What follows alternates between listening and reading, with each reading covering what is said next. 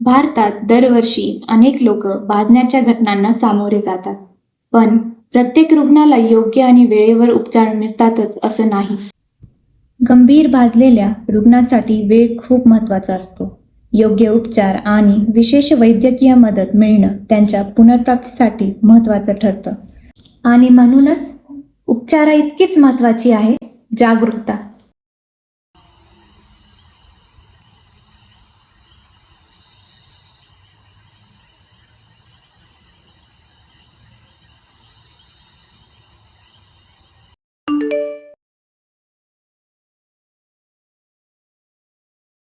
People think surviving is the end of the story. Sometimes surviving is where the hardest story begins.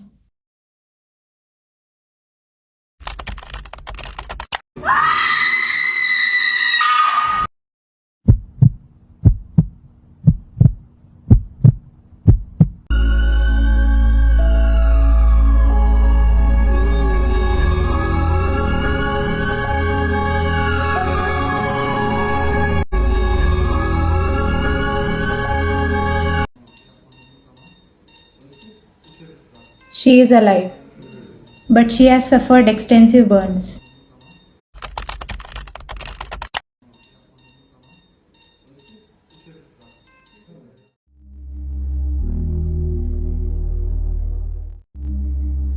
Mummy, मी कधी वापस normal होणार की नाही? तू इथे आहेस माझ्यासाठी खूप.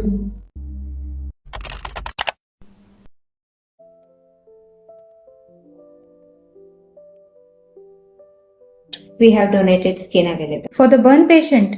Yes.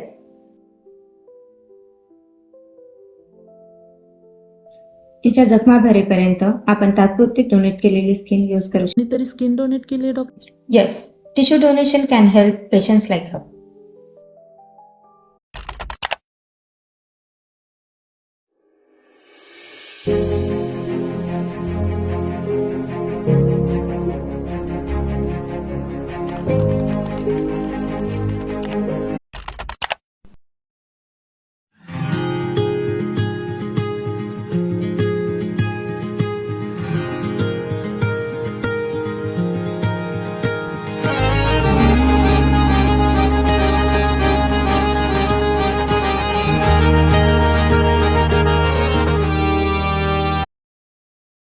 आज 13 ऑगस्ट ऑर्गन डोनेशन डे.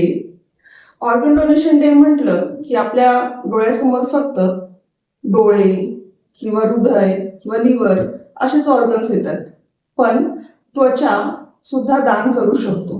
काही बर्न पेशंटमध्ये आपण ही त्वचा दान करू शकतो. तसेच ऍसिड अटॅक झालेल्या मुलींना सुद्धा आपण हे टिश्यूज दान करू शकतो. जब जिंदगी खतम होती है जरुरी नहीं की उम्मीद भी खतम हो. तुम्ही अवयवदानाबद्दल नेहमीच ऐकलं असेल, पण अवयवदानामध्ये किडनी दान करतात लोक, हार्ट दान करतात, पण त्वचा सुद्धा आपण अवयवदानामध्ये दान करू शकतो. जे भाजलेले वगैरे जे रुग्ण असतात त्यांच्यामध्ये आपण खूपदा बघतो की स्किन त्यांची बऱ्यापैकी खराब होते आणि त्याच्या इन्फेक्शनमुळे त्यांना मृत्यूचाही धोका होऊ शकतो. त्याच्यामुळे त्वचादान हे सुद्धा सर्वश्रेष्ठ दान समजलं जाऊ शकतं. त्वचादानाचा सुद्धा विचार करू शकता. आजकाल समाजात त्याचा अवेअरनेस कमी आहे, पण तुम्ही त्याबद्दल नक्कीच विचार करा. जब जिंदगी खत्म होतीये जरुरी नाही की उम्मीद भी खत्म हो जाए. अवयवदान म्हणजे मृत्यूनंतर कोणाचं तरी आयुष्य वाचवण्याची संधी. आपले हृदय, डोळे, लिव्हर, त्वचा आणि इतर अवयव रुग्णांना नवीन जीवनाची आशा देऊ शकतात. केल्यानंतर आपल्या एका निर्णयामुळे अनेक कुटुंबाच्या आयुष्यात पुन्हा आनंद येऊ शकते. म्हणून अवयवदानाबद्दल माहिती घ्या, आपल्या कुटुंबाशी बोला आणि कोणाच्या तरी आयुष्याला दुसरी संधी द्या. आपलं आयुष्य संपलं तरी आपली माणुसकी जिवंत राहू शकते.